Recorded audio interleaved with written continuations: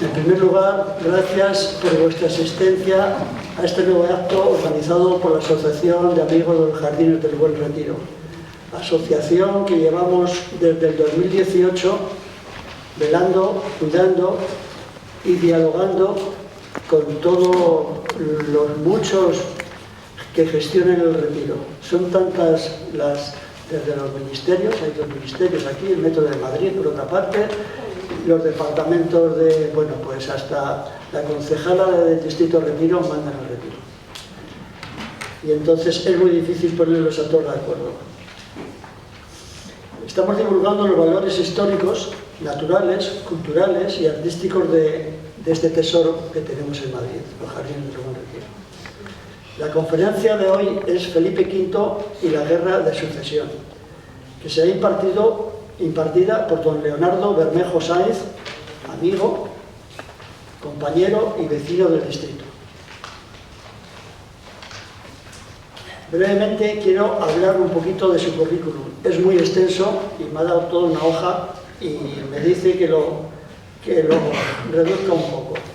Bueno, él es ingeniero de telecomunicación desde 1971, trabajó casi toda su vida en Standard Eléctrica, Alcatel, si no estoy perdido. Ha estado viajando pues, desde Alcatel cuando estaba en Bruselas, luego en una empresa pública ISDEFE, que participaba pues, posteriormente en la gestión del Plan Nacional de Banda Ancha de las Fuerzas Armadas de España, recibiendo por estos trabajos la Medalla al Mérito Militar. En 2003 participó en la fundación de la Asociación Cultural Trotea, que está aquí en el Distrito de Retiro. En 2008 se jubiló como ingeniero, dedicándose a un ambicioso proyecto de búsqueda y estudio de información sobre la historia de España, así como también ha estudiado a don Benito Pérez Galdós y a don Vicente Blasco Ibáñez. Es conocedor de nuestra historia y como tal, esta historia sabéis que nos enseña el saber de dónde venimos, de dónde estamos y además a dónde vamos. Pero conocer a nuestra historia hay que hacerlo con seriedad, con sensatez y con serenidad. Esto lo hacemos, esta presentación, acompañados y expuesta por Leonardo Bermejo Sáenz. Al final de la conferencia, Leonardo, si no le importa, atenderá a las preguntas que brevemente se formulen. Vamos a comentar un momentito la bibliografía. No voy a comentar todos los puntos, sino los que yo considero que son alcanzables, porque muchos son libros que ya no... El libro número 3 de la bibliografía es un libro de José Calvo Collato, es Felipe V, el primer Borbón, Memoria de la Historia. Bien, es de Editorial Planeta, es un libro que ya hace tiempo, del año 92, pero todavía se puede encontrar. El siguiente libro, que también es de él, el 4, El espía del rey, correspondería, pasa que esta bibliografía a la segunda parte del reinado de Felipe V, cosa que no vamos a ver hoy, porque la segunda parte comienza en el 17 y hasta el 46 que fallece, que es el espía del rey. Es decir, el espía del rey fue el marino y Jorge Juan, marino geógrafo, fue enviado por el marqués de la Ensenada, que era el gobernante de España en esos momentos, le fue enviado a Inglaterra a espiar directamente a los lugares donde se construían los barcos en Inglaterra para saber por qué motivo tenían más capacidad de maniobra y eran más rápidos. Es un libro que hoy, ya digo, no voy a hablar de él, porque no corresponde, pero si queréis leer una novela de historia, porque no es un libro de historia como el anterior, es una novela, pero es una novela magnífica sobre Jorge Juan, que además es una calle que tenemos por aquí cerca.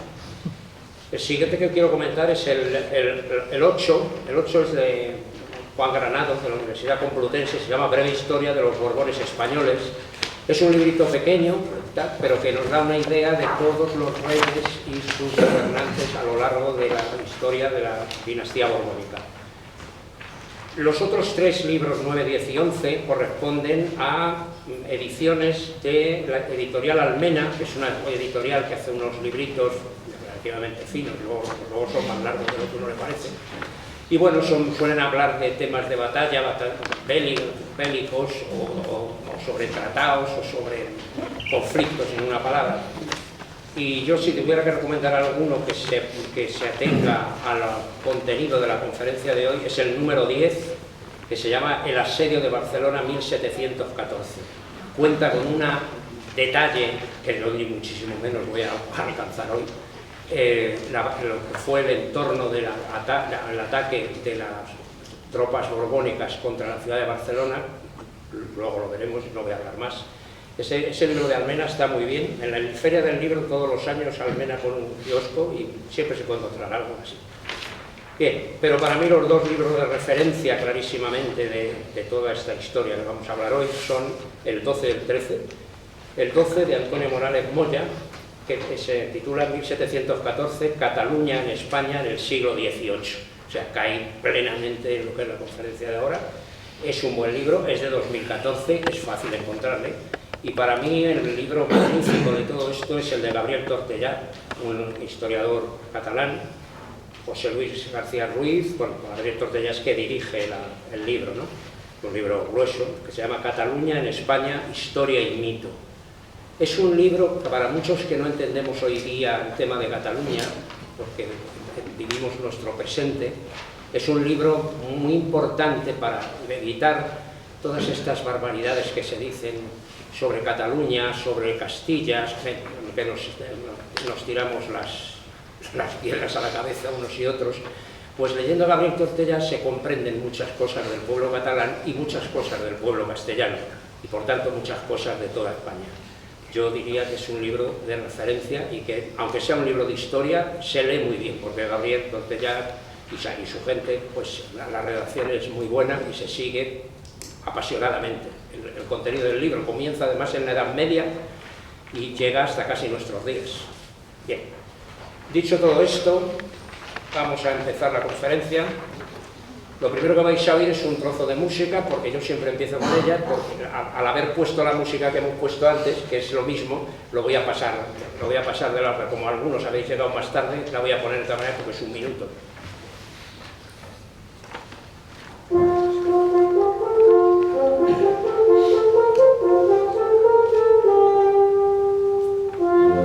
os he dicho antes, es un compositor valenciano, Juan Baptista Cabanilles, que vivió aquella época de los sucesos que vamos a ver hoy.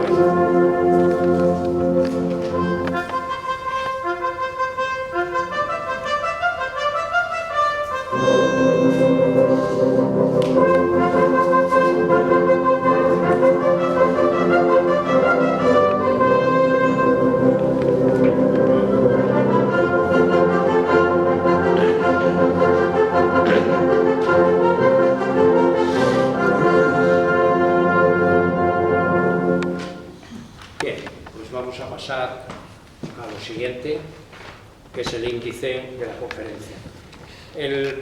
Bueno, antes de nada me gustaría decir unas cositas que se me ha pasado. El siglo XVIII, para hacer un resumen de toda la conferencia, el siglo XVIII empezó con el nombramiento del duque de Anjou, nieto de Luis XIV, como rey de España, bajo el apelativo de Felipe V. No lo nombró Luis XIV, simplemente es que Carlos II, el hechizado, moría sin descendencia y consecuentemente pues acabó firmando, después de muchos avatares, acabó firmando el testamento a favor del duque de Anjou como sucesor de los Austria. Felipe V es un Borbón, su padre y su abuelo lo era, y bueno, de eso hablaremos más adelante. En definitiva, el reino de Felipe V, es curioso, es uno de los reinados más largos, duró desde 1700 a 1746, casi medio siglo, y bajo su reinado España sufrió en su territorio una terrible guerra internacional y civil, la Guerra de Sucesión Española, en la que la monarquía hispánica tuvo que soportar el peligro de su desmembración como Estado. Eso es importante saberlo y tenerlo en la cabeza todo el tiempo. Con este rey, además, curiosamente, sus administradores aparecían nítidamente el proceso de renovación cultural de la Ilustración. Nosotros estamos acostumbrados a saber que Carlos III, con su despotismo ilustrado, trajo la Ilustración a España. Eso es lo que nos ha quedado de nuestro bachiller, normalmente, ¿no?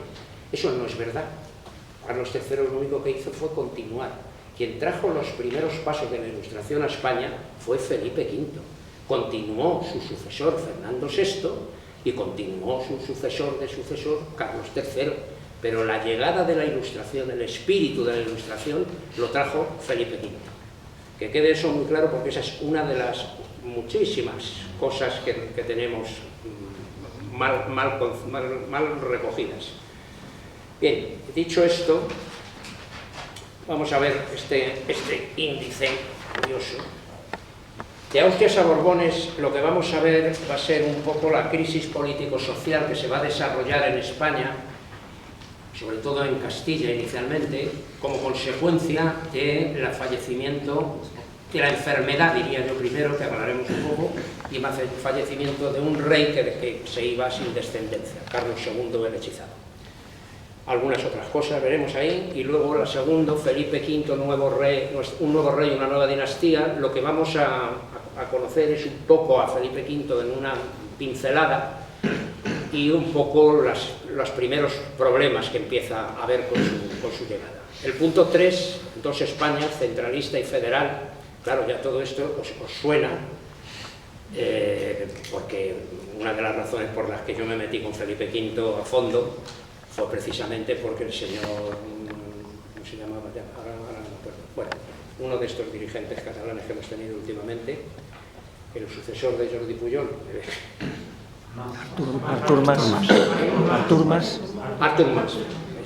Me acaba de atacar el Alzheimer. Pues Artur Mas me provocó. O sea, no hay nada peor para un amante de la historia de España que te provoque. Me provocó. Porque, claro, dijo una serie de cosas, una serie de planteamientos extraños. Y bueno, de cualquier caso, ha levantado una discusión que para los historiadores es muy interesante, porque es el centralismo español o el federalismo. Pues ya empezó en esta época esa historia, o sea que no hacía falta que Artur Mas lo contara. Ya había empezado hace tiempo. En el punto 4 vamos a ver cómo nace el conflicto catalán, definitivamente, dentro del principio del reinado, incluso antes del reinado de Felipe V, y la celebración de las Cortes de Barcelona. Empezaremos a ver problemas que se produjeron antes, durante y después de las Cortes de Barcelona, y que van a conducir a muchas cosas, entre otras a la Guerra de Sucesión Española, que comenzó realmente en 1702 y acabó en 1715. No acabó en 1714, que es lo que se celebra ahora en Cataluña, y bueno, en todo el pueblo catalán que esté en Cataluña. Acabó en el 15 con la toma de Mallorca. Está dividido en dos partes. Del 2 al 13 es estrictamente una guerra internacional, veremos las campañas, el Tratado de Paz, y del 13 al 15 también es internacional, pero acabará siendo prácticamente casi civil en el 14. El sexto serán los decretos de nueva planta, que son las primeras leyes de tipo económico y político que va a implantar Felipe V y sus gobernantes cuando termine la Guerra de Sucesión, incluso antes de que acabara. Y finalmente veremos una pincelada sobre el Felipe V y por qué pongo ahí que es un rey ilustrado. Y dicho esto, vamos a entrar de Austrias a Borbones. Bueno, en el año 1695 España está en guerra junto con Inglaterra, el Sacro Imperio Romano Germánico, Holanda, etcétera, está en guerra contra el rey de Francia, Luis XIV. Luis XIV tiene unos afanes expansionistas desde hace ya tiempo, y en 1688 se comienza una guerra en buena parte de Europa contra Luis XIV, que va a acabar en 1697, fecha en la que Carlos II, el hechizado, nuestro rey, está en un estado de decadencia física tremenda y a punto de morir. Excuso deciros que en plena guerra de expansión francesa y de lucha de los demás por intentar frenarlo, etc., ver el pastel de un imperio español con todos los territorios que tenía y que su rey no tiene descendencia, os podéis imaginar el lío que se va a formar. Bien, no voy a entrar más en el tema y vamos a pasar a... ¿Qué es lo que ocurre en esos años 1695, 96, 97? Pues que a finales del siglo XVII, que es en el que estamos en este momento, toda una generación de gobernantes españoles, lo que se llamaba la generación barroca, está llegando a su fin con la muerte de Carlos II y con su deterioro, y van a ser sustituidas por una generación, digamos, proto-ilustrada, es decir, ya con sabor a ilustración, que son dos sistemas culturales y mentales muy diferentes, con distintas formas de organizar la comunidad que representa en la monarquía hispánica y sus territorios. Es decir, ya hay un pozo de diferente forma de entender cómo hay que organizar ese futuro del Estado monárquico español. Como dice el historiador Peña Izquierda, el choque, que ahí lo pone, el choque barroco-ilustración se va a plasmar en España, porque ese choque se produce en toda Europa, entre la dialéctica de la periferia y el centro.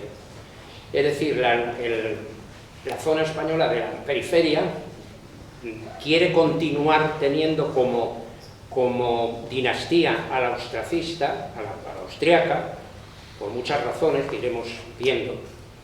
Y eso es lo que se llamaba entonces la España horizontal, es decir, la España de los austrias, los que estaban reinando. Es la España de la heterogeneidad. ¿Por qué? Pues porque está organizada sin organización, es decir, sin organización central.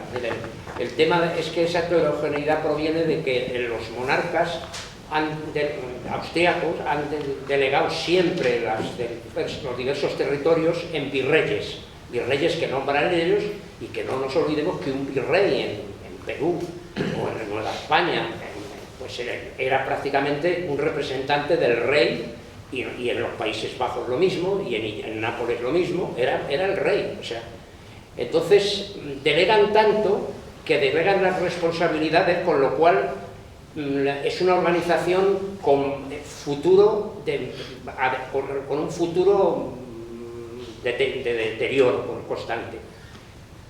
Volveremos a ello. La España vertical es la España de los Borbones, es la España de Luis XIV, con las ideas de Luis XIV, es decir, la España que lo que quiere es controlar desde un punto central toda la monarquía.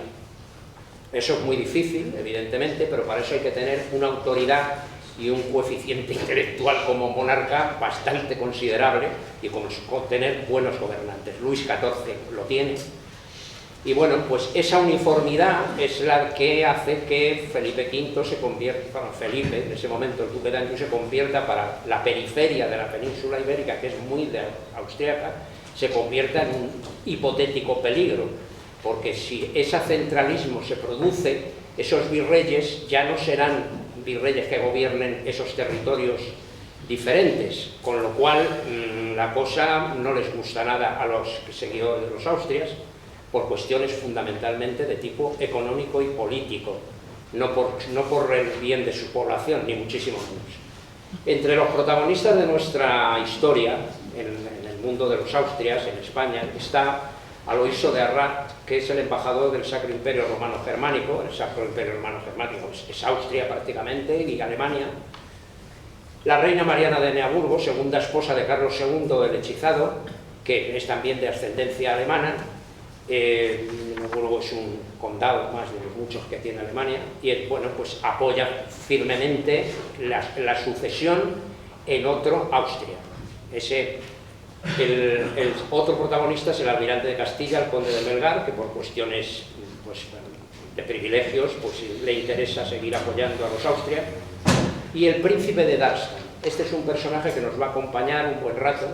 El príncipe de Darmstadt es un alemán de formación militar, que en el momento de 1700, cuando llegue Felipe, es el virrey de Cataluña, porque la corona de Aragón es Aragón, que como la conocemos, Cataluña y Valencia, Aragón, Cataluña, Valencia y Baleares. Eso es el reino de Aragón. O sea, Cataluña no es un reino, el reino es Aragón. Bien, pues el príncipe de Darmstadt es el virrey de la zona catalana, de Cataluña, y es un alemán, le iréis conociendo. La España vertical está fundamentalmente apoyada, la borbónica, lógicamente por el embajador de Francia, porque llevan proponiendo al duque de Anjou como posible heredero desde hace ya tiempo. El cardenal Portocarrero es un personaje que está aquí, es un personaje que probablemente uno de los mayores poderes políticos de España en ese momento. Le va a tocar gobernar en el tránsito entre la muerte de Carlos y la llegada de Felipe, y continuará con Felipe hasta 1703, y el duque de Medina Sidonia, porque eso es esa parte de la monarquía, de la aristocracia, que apoya una sucesión más centralizada, más borbónica. Y Luis XIV, como no, si está proponiendo a su nieto, ¿cómo no va a ser? Ya en el año 96, el Consejo de Estado, que viene ya de la época de los Reyes Católicos, el Consejo de Estado nombra, para evitar ese enfrentamientos, decide, después de muchos líos, que no vamos a entrar en ellos, como sucesor a José Fernando de Baviera, pero es un niño de 3 años, curiosamente es bisnieto de Felipe IV, con lo cual, pues bueno, los Austrias dicen, pues hombre, al fin y al cabo viene de los Austria, y los otros dicen, bueno, también lo consideran, sobre todo porque como tiene 3 años, la posible regencia caería sobre el cardenal Portocarrero, que realmente está haciendo las veces casi de primer ministro, con lo cual pues a los borbónicos tampoco les parece mal, y ahí queda la cosa de momento. Estamos ya en el periodo 97-700. El grupo mercantil catalán, que es un lobby de los comerciantes de Barcelona fundamentalmente, es un poder bastante considerable en Cataluña, y dirigido por el virrey de Darmstadt, controla las estructuras económicas e instituciones políticas de Cataluña prácticamente. Eso trae malas consecuencias para los pequeños comercios y las pequeñas zonas agrícolas, pero el hecho cierto es que son los que controlan el poder.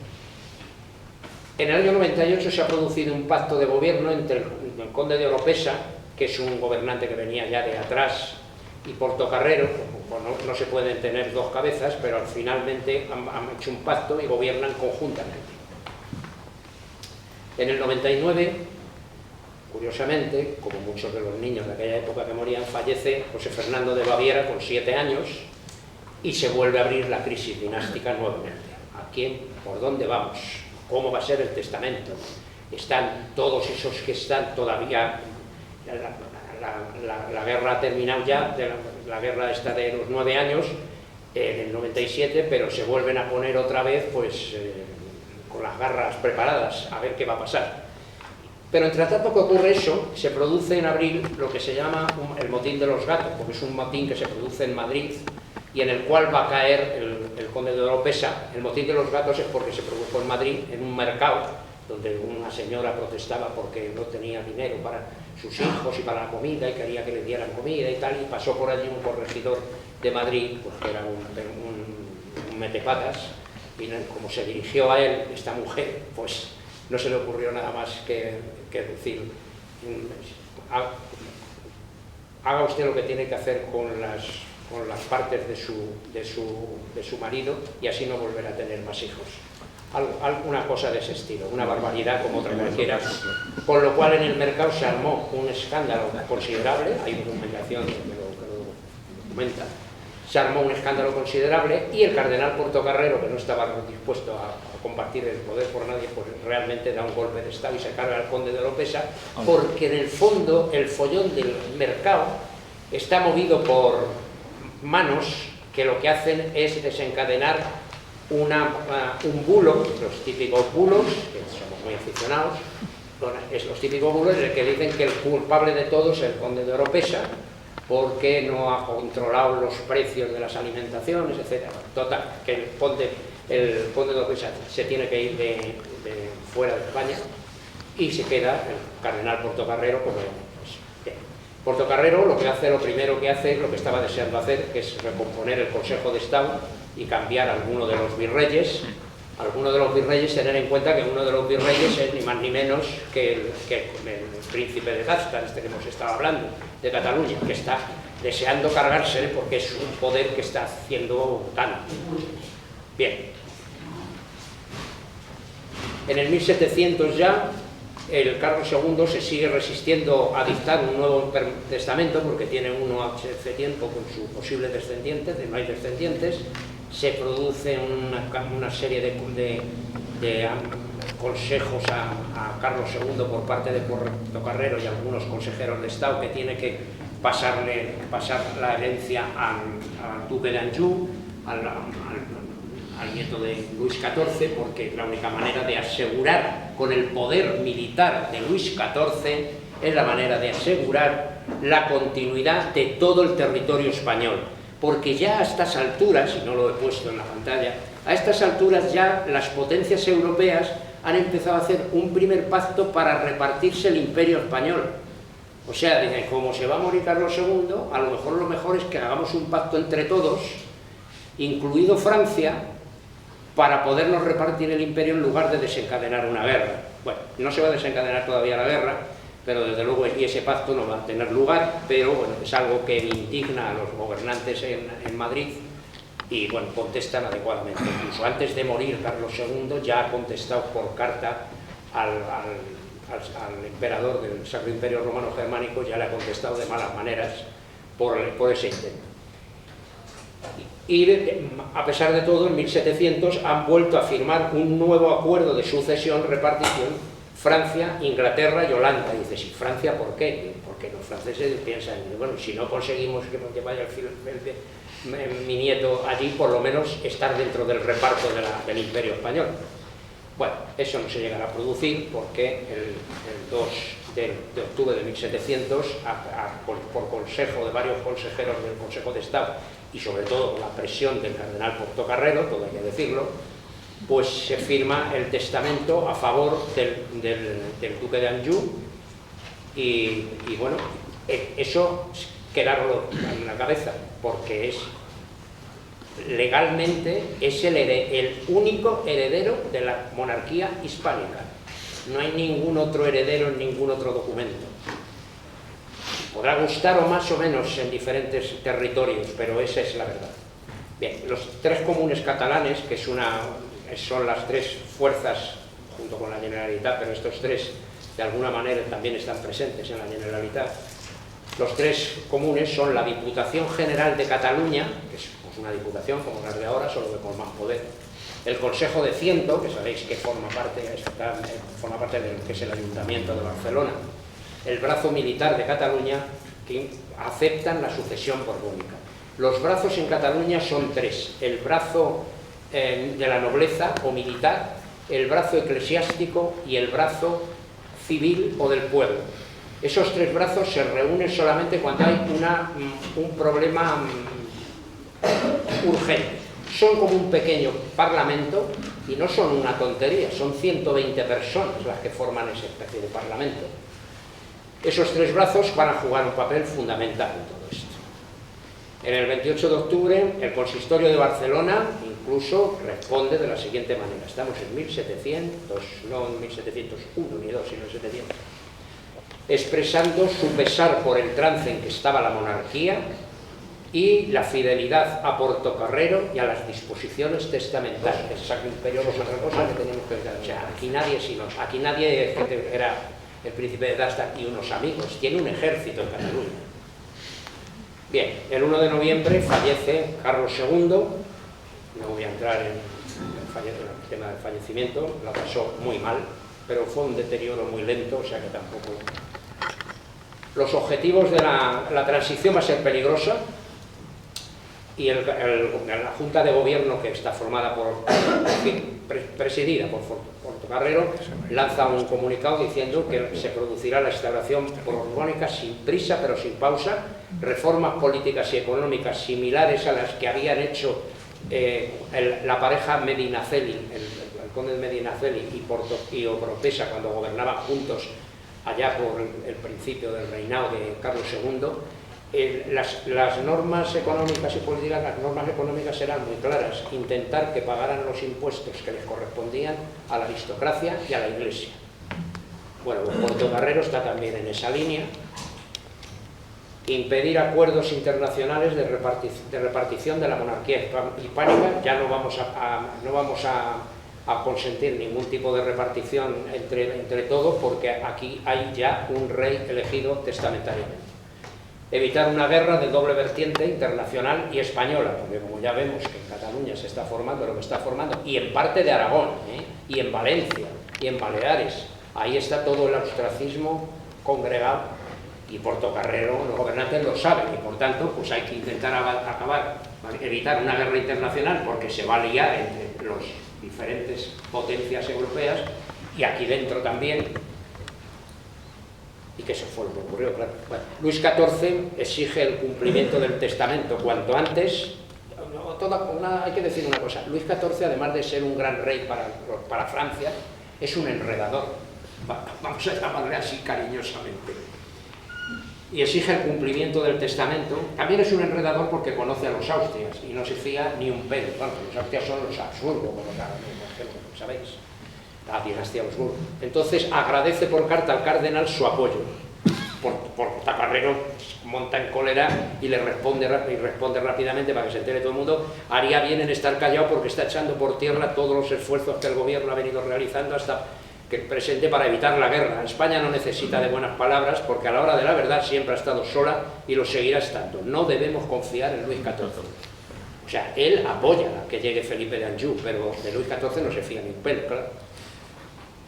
Bueno, un nuevo rey y una nueva dinastía. Vamos, esta imagen, esto lo tenéis vosotros, pero ahora seguidlo por la pantalla. Felipe V está aquí en el centro. Felipe V, esta ratita roja que hay aquí no quiere decir que sea su hijo, ni mucho menos. Es simplemente que es el que ha elegido como heredero. Fijaros qué curioso. Felipe IV, su primera esposa Isabel de Borbón, es María Teresa de Austria, es una Austria, y es la esposa de Luis XIV de Francia. O sea, borbones y austriacos. Su hijo es Luis Delfín de Francia, que es un Borbón, claro, pero también desciende de los Austrias. Y él es el padre de Felipe V, donde quiere decir que Felipe V, por la rama de la izquierda, es Borbón y austriaco, las dos cosas. Vale. Por el otro lado, tenemos que Felipe IV, uno de sus hijos es Carlos II, pero su hija Margarita de Austria está casada con el emperador Leopoldo I, emperador del Sacro Imperio, y tiene como hijos, uno de ellos, al archiduque Carlos de Austria. Ese archiduque Carlos de Austria es lo que propone Leopoldo como rey de España, es decir, que va a ser el que se va a enfrentar con los ejércitos de lo que va a disponer con Felipe V y Luis XIV en la guerra de sucesión. ¿Está clara la cosa? Él evidentemente es totalmente Austria, tanto por vía alemana como por vía española, es una Austria. Pero Felipe V también desciende de los Austrias. En fin, el hecho cierto, Felipe tendrá una serie de hijos que ya luego lo comentaremos. Queda clara la cosa, ¿no? ¿De dónde vienen Felipe V, el duque de Anjou, y de dónde viene el archiduque de Austria, Carlos, que querrá ser Carlos VI cuando sea emperador? En España se coloca con el título de Carlos III, claro, porque el otro anterior era segundo. Pero realmente me vais a oír hablar de Felipe V y me vais a oír hablar del archiduque de Austria. Eso es lo que voy a nombrar. Voy a nombrar a Felipe V como rey porque es el que está en el testamento. Y al archiduque de Austria no le voy a nombrar como rey porque no lo es. Felipe de Borbón se llamó durante mucho tiempo, le denominaba el animoso, porque era una persona de buen talante, un chico joven con empuje, con una presencia física bastante imponente ante la población, o sea, bastante inteligente. O sea, era un rey que desde luego cualquier parecido con Carlos II era pura coincidencia en aquellos momentos. Nace en Versalles en el año 83, es nieto de Luis XIV y María Teresa de Austria, hija de Felipe II, sobrino nieto de Carlos II, como veis en el otro mapa, en el esquema que hemos visto, y rey de España del 700 al 746. Esto lo voy a pasar rápido. El carácter, antes de 1724, es un rey con personalidad, como ya lo hemos puesto antes. Después de 1724 se va a convertir en un rey consorte. Eso no lo vamos a ver en la conferencia, porque será su segunda esposa, Isabel de Farnesio, la que gobierna España hasta el año 46. Felipe V va a tener una serie de problemas de carácter, de problemas psicopatológicos, en realidad de un carácter bipolar, con depresiones alternativas, y bueno, se le hizo el Palacio de la Granja Isabel de Farnesio para poder templar un poco sus locuras, porque así es como lo interpretaban en aquel momento. Pero para que os deis una idea, en sus últimos años pues le daba por el Palacio de la Granja, ir saltando por las fuentes, creyéndose que era una rana. Lo penoso de un rey que había sido con ese empuje, ¿sí? Y su hijo, Fernando VI, va a caer en lo mismo, como sabéis. En fin, una desgracia. Pero hasta el año 24 era un personaje fuerte. Eso sí, no había cosa que le animara más que un conflicto político o bélico. Eso era, las épocas de paz era cuando entraba en depresión. Bien, la influencia de Luis XIV y los consejeros franceses, pero se fue alejando de ellos. Es presentado por Luis XIV en Versalles, como es un enredador, pues sigue enredando y estamos ya en noviembre del 700. Señores, hay un cuadro famoso que está en Francia, donde se le ve a Luis XIV presentando a su nieto a la corte francesa, de señores, he aquí el rey de España, pórtate bien en España, que es tu primer deber. Eso es ahora, pero recuerda que naciste en Francia para mantener la unión entre nuestras dos naciones. Es esta la manera de hacerlos felices y preservar la paz en Europa. De eso nada, porque precisamente el final de la guerra esa de los 9 años que hemos hablado, una de las cosas que ponía es que Francia y España no cayeran en manos del mismo rey. O sea que de paz nada, pero Luis XIV va a continuar enredando en este sentido. En el 701 llega Felipe V a España y da 2 órdenes, nada más pisar territorio español. La primera, envía una carta a los 3 comunes catalanes, que hemos hablado, con el compromiso de ir a Barcelona, convocar cortes y jurar las constituciones y privilegios de Cataluña. Esa es otra cosa que hay que tener en la cabeza. En la segunda orden es sustituir inmediatamente el virrey de Cataluña, Jorge de Darmstadt, por el conde de Palma. El conde de Palma del Río, no es Palma de Mallorca, es andaluz. Es sobrino del cardenal Portocarrero y es reconocido como una persona moderada y como un buen negociador. Es un hombre inteligente y buen negociador, y Portocarrero va a necesitarlo. En febrero del 701, Felipe V nombra una nueva junta de gobierno, ya su primer gobierno, encabezado por Portocarrero y por el embajador francés, evidentemente, Antonio de Uvilla, que será uno de sus secretarios, Manuel Arias y Jean Orry, que es otro de los consejeros franceses que han venido con Felipe. Se convertirán en un gobierno, no duró mucho, pero bueno, para empezar era una mezcla de franceses y españoles. En mayo del 701 se le impone el toisón de oro a Felipe V, se realizan cortes en la iglesia de San Jerónimo, que es lo que se hacía en aquella época, para jurar al rey, y que el rey jurara los privilegios o fueros de la región en la que se convocaban cortes. Porque Madrid tenía fueros también, que aquí todo el mundo tiene fueros en España, pero en Madrid tenía fueros también. Los fueros eran privilegios a territorios o aristócratas que se habían dado en la Edad Media, y que bueno, se fueron avanzando con los años, pues algunos tenían sentido y otros iban cayendo poco a poco. A petición del Consejo de Regencia español, ya poco antes de lo que acabamos de comentar, a petición del Consejo de Regencia y a la vista de cómo se están poniendo las cosas en Centro Europa, en el Imperio, el Consejo de Regencia español, Luis XIV le pide a Luis XIV que envíe tropas a los Países Bajos, porque de haber algún territorio que esté bajo a los Países Bajos españoles, no a la parte de Holanda. haber algún territorio en peligro de ser atacado por el Imperio Germánico, va a ser los Países Bajos. Luis XIV, encantado de la vida, manda las tropas y allí se unen a las tropas españolas que hay allí. En esa época Felipe V se casará con María Luisa Gabriela de Saboya por consejo de su abuelo. Bueno, ahora la veremos.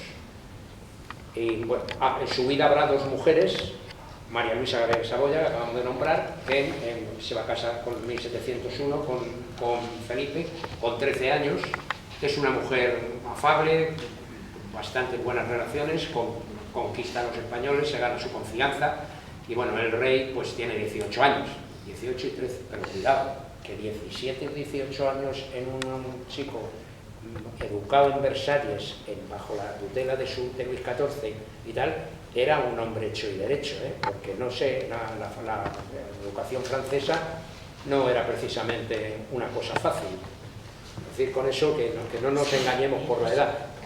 En el 1702 llegan noticias de Italia que obligan a Felipe V a viajar a esa zona, tal, y deja a María Luisa con 14 años, la deja como regente. María Luisa, en esas épocas, como veremos luego, se van a producir ataques en Cádiz de la Marina británica, y María Luisa va a dar parte de casi todas sus joyas y sus bienes, los va a entregar para que se ayude al ejército que se está formando en Andalucía, con lo cual se gana un gran prestigio, un gran cariño de la gente por el detalle, y además que tiene buena relación con las personas. La segunda mujer, que no la vamos hoy a meternos con ella, es Isabel de Farnesio. Ya se casa con 22 años, cuando ya Felipe tiene 40 y tantos. Bueno, no voy a meterme en ello, es una mujer de fuerte carácter, se acaba convirtiendo en la reina real de España, con una gran influencia en la corte, en fin. Y efectivamente le hizo la vida agradable a Felipe V con una santa paciencia, y porque tenía en sus manos el poder hasta tal punto que fue la que buscó la herencia de sus hijos para irlos colocando como reyes, duques y tal en diversos territorios. Era una mujer nacida para gobernar, está clarísimo. Menos mal que eligieron bien, porque hay mucha gente que dice que la Isabel de Farnesio era una bestia, era una cosa que se oyen cosas por ahí en algunos mentideros que dicen, bueno, no conocen. No, hay que ponerse, hay una cosa muy importante, que yo lo digo en todos los cursos de historia, hay una cosa muy importante, hay que poner nuestra cabeza en aquella época. Es decir, cuando decimos, joder, qué bestias eran, qué salvajes. No, cuidado. Cuidado, porque ahora tenemos algunas otras bestias sueltas por ahí. Y sin embargo a estos, porque le cortaban el cuello a uno o le sacaban el corazón por la espalda, que era un castigo tan típico de la época, no era nada raro. Y barbaridades de ese tipo, cuidado, que tenemos unos personajes ahora que no se cargaban a 3 o 4, sino... Bien, este cuadro es importante porque es un cuadro típico de la realeza española, donde están presentes Felipe V y Isabel de Farnesio. Es un cuadro ya más posterior, del año 23, del pintor del corte Jean Ranc, pero es un cuadro curioso porque esta raya que hay aquí divide dos cosas, y es a Felipe V con los hijos que ha tenido con María Luisa Gabriela de Saboya, y a sus hijos, por el lado de la derecha, Isabel de Farnesio con sus hijos, el infante Felipe, que será duque de Parma. Parma era prácticamente un reino, aunque fuera un ducado. Infanta María Victoria, será consorte del reino de Portugal, y el futuro Carlos III, que será rey de Nápoles y luego de España. Pero es curioso el cuadro. Es un cuadro que estaba ya en realización en el palacio, palacio de, ¿cómo se llamaba? El Alcázar, donde ahora está el Palacio Real, pero como se prendió fuego en el año 1734, pues a medio hacer, el cuadro real medía metros, pues se prendió fuego. Este es un cuadro que está en el Museo del Prado y tiene una longitud, me parece, de 60 y tantos por 50 y tantos centímetros, pues no es un cuadro grande, pero era el boceto que había hecho Jean Ranc. Pero lo curioso es eso, que se sientan separados. Bien. Bueno, pues dos Españas, centralista y federal. El Imperio Hispánico para entonces era una ficción. Los gastos militares y los gastos desde la época de Felipe IV, la cantidad de desastres económicos, de malas cosechas, de epidemias y de tal que había habido a mediados del siglo XVII eran terribles, con lo cual entre el problema económico y el problema militar y el problema de las enfermedades y de tal, pues el imperio era prácticamente una ficción en el sentido de que era muy difícil de mantener, dificilísimo. Los austrias hubieran acabado destrozándolo. Además, la decadencia se basaba en tres cosas importantes. El primero, el grado de autonomía administrativa que debilitaba la autoridad del rey, porque los virreyes eran los amos. La amplitud y dispersión de territorios era terrible, entre América, Europa, la península, etc. Y la pérdida de población, porque a partir, ya os digo, desde mediados del siglo XVII, la pérdida de población en España es terrible. Incluso a mediados del siglo XVII se produce una cosa curiosa que le llaman la pequeña glaciación, y es que se produjeron unos años con unas temperaturas bajísimas en Europa, que produjeron epidemias, me imagino, que de lo que entonces llamarían, no lo llamaban la gripe o lo que fuera. El hecho cierto es que hubo una pérdida de población importantísima en la península ibérica. Y bueno, en toda Europa en general. Lo que ocurre es que, bueno, aquí como somos de condiciones extremas en el tiempo, pues imagino que sería mucho peor, porque España tenía 7 millones de habitantes y Francia sola tenía 20 en este momento. Y no había ninguna razón de peso más que esa. Castilla y Aragón, además, para que os deis cuenta de lo que nos enfrentamos, Castilla y Aragón, cuando digo Aragón, digo todos los sitios que os he dicho antes, tenían su propio sistema de gobierno, eran dos virreyes, virreinatos muy apartados, cosa que si Fernando de Católico se hubiera vuelto a aparecer aquí, se hubiera armado la de Troya por haberse separado de esa manera. Su propio sistema de gobierno y aparato legislativo, diferente sistema monetario y tributario desde luego, en la zona de Cataluña y Baleares no se pagaban grandes impuestos, y distinta forma de entender el Estado, por supuesto, que era distinta. Unos querían el centralismo y otros querían el federalismo.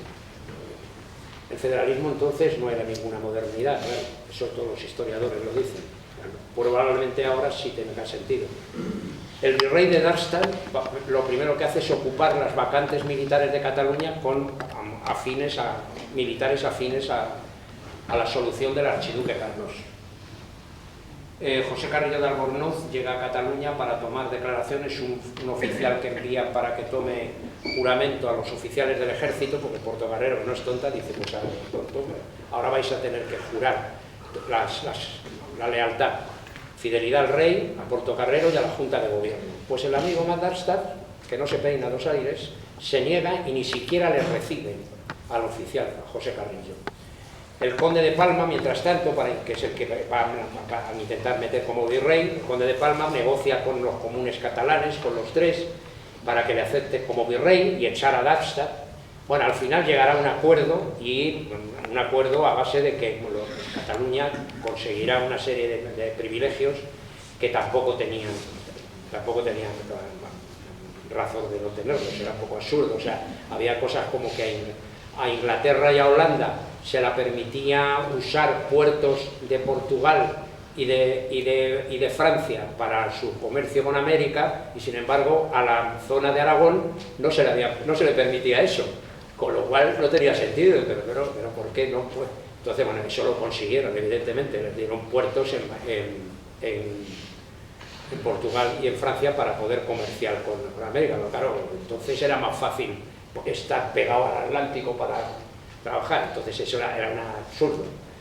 Y así una serie de prebendas que Cataluña tenía razones para protestar, sobre todo porque en Cataluña es donde estaba la costa y donde estaban los barcos, que eran los que querían, los comerciantes marinos querían tener puertos en la cara del Atlántico. Bien, las Cortes de Barcelona. El rey es informado de que por el Consejo de Estado, claro, no celebrar las Cortes hasta que se acaben los conflictos en Italia y en los Países Bajos. Luego lo veremos. el pacto del duque de Palma con los comunes está basado en los negocios de la élite comercial catalana, es verdad, y entonces eso va a ser un punto en que va a ser motivo de follón en las Cortes, porque esa parte de las Cortes que está representando de alguna manera a la parte popular, con pequeños comerciantes, etcétera, pues va a montar en cólera de todas las prebendas que se les han dado. Y habrá choques, por tanto, entre los brazos, entre el brazo militar, el brazo eclesiástico y el brazo popular, porque tienen intereses diferentes y van a usar las Cortes, en vista de que hay nuevo rey, van a usar las Cortes para liarla. Y así fue. Y demasiadas exigencias de juramentos al rey. Bueno, eran tan optimistas estos caballeretes de Aragón que pretendían, bueno, sobre todo de la parte de Cataluña, que es donde se van a celebrar las Cortes de Barcelona, pues van a tener que celebrar Cortes en Cataluña, en Zaragoza y en Valencia, en todos los sitios a donde vayan, ¿no? Era costumbre de la época, donde había Cortes, pues había que celebrarlas, para que le juraran al rey y el rey jurar los fueros. Bueno, pero es que la de Cataluña ya era el paso de rosca más, que era: el rey jurará a las Cortes los privilegios y constituciones de Cataluña, nada más empezar las Cortes. Después se celebrarán las Cortes. Cuando terminen las Cortes y se hayan llegado a acuerdos, el rey volverá a jurar los privilegios y constituciones de Cataluña. Y entonces después le jurarán a él como rey. Bueno, eso es hacerle perder poder de decisión al rey por todos lados. Claro. O sea, nosotros juramos una vez solo al final si nos interesa. Entonces, pues claro, eso nada. Por ahí no iban a pasar, claro. Pero lo intentaron. La Diputación de Cataluña suplica la convocatoria de Cortes inmediatamente, de todas maneras, considera que a pesar de todos estos peligros hay que hacerlo, y con buen criterio, claro. El 30 de septiembre del 1, Felipe V jura, a pesar de todo y de todo lo que le quieren hacer jurado, pues no lo jura en las Cortes, pero sí jura las Constituciones si fuera públicamente en la Plaza de San Francisco, y el 2 de octubre en la Catedral de Barcelona. Cosa importante, va a jurar las Constituciones catalanas antes de que haya ningún conflicto, ¿vale? Del 12 al 31 de octubre se abren las Cortes en el Salón del Tinel, y en ese momento hay unos días que el rey se tiene que ir a Figueras, porque va a llegar María Luisa Gabriela de Saboya, como sabéis, su primera mujer, la tiene que recibir, y se produce el matrimonio definitivo, porque antes lo hacen por poderes, el definitivo allí en Figueras, y por tanto tiene que irse. Cuando vuelve el rey se reanudan las Cortes, prosiguen, y efectivamente hay enfrentamiento entre los brazos por diferentes intereses. Proponen que se suspendan las Cortes. Claro, Felipe V no está dispuesto a suspender nada, porque detrás de esas Cortes tiene que ir a las otras, y a las otras, y a tal, y eso nada. Y continúan las Cortes. Principales problemas durante las Cortes, pues todos estos. Conflicto entre los brazos, vale. Sí, disentimientos. Cuando un brazo decía una cosa, había otro brazo que decía: no estoy de acuerdo, pongo un disentimiento, disiento de la cosa. Las peticiones del lobby comercial mercantil barcelonés van a ser excesivas, pero bueno, en algunas cosas tenían razón, como comentaba. La situación económica y alejamiento de las tropas en Cataluña, eso siempre ha sido un problema para este rey, para el anterior, para los Austria y para todo. En cuanto había que alojar tropas castellanas en Cataluña para poder entrar a los Pirineos, para guerrear con Francia o para embarcarse en Barcelona y tal, siempre era motivo de follón con las autoridades de Cataluña. Pero bueno, se resolvía de aquella manera.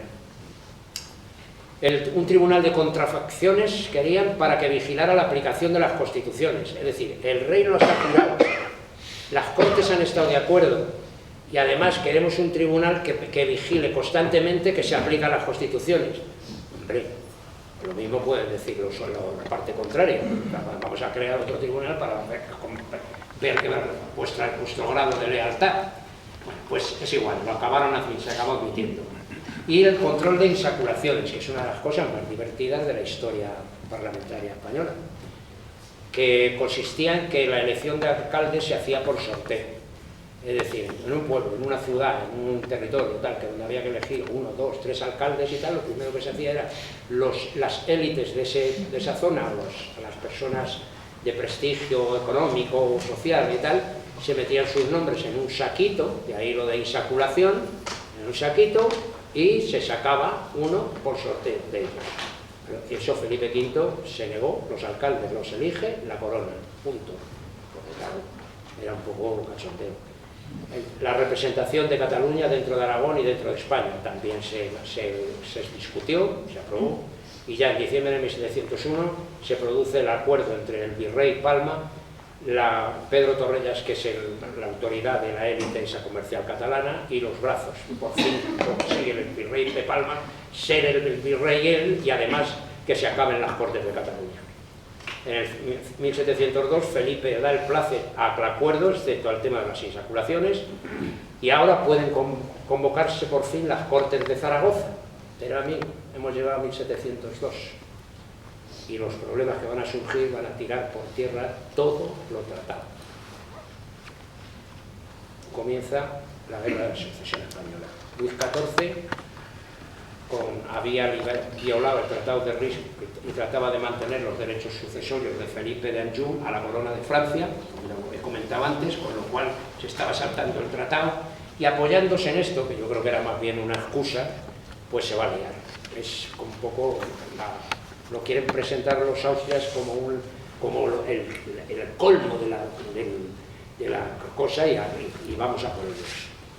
Las consecuencias. Pues las consecuencias internas en España es que se define claramente cuál es el apoyo austrocista.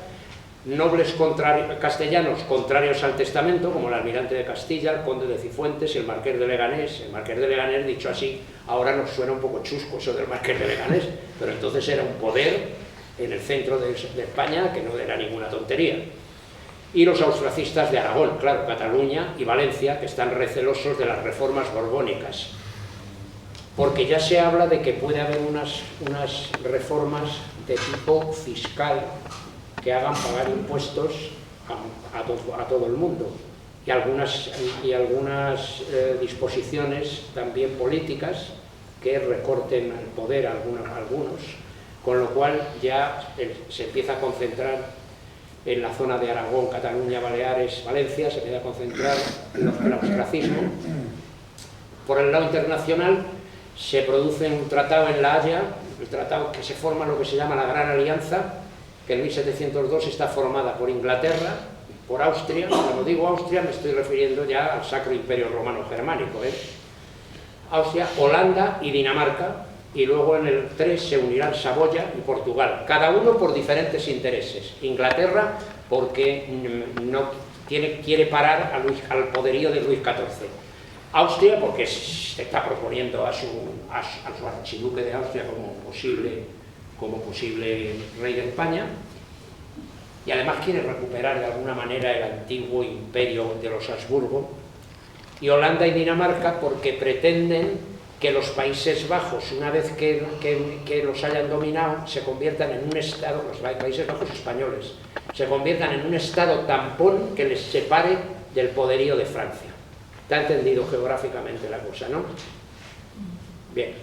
Y Portugal porque supone que el poder de Castilla con el nuevo rey, con Felipe V y tal, pues ya es excesivo y que no, y está en contra. Sobre todo Portugal depende mucho de Inglaterra. Si Inglaterra va al fútbol, va al fútbol, y si va a los toros, va a los toros también, porque no la queda más remedio.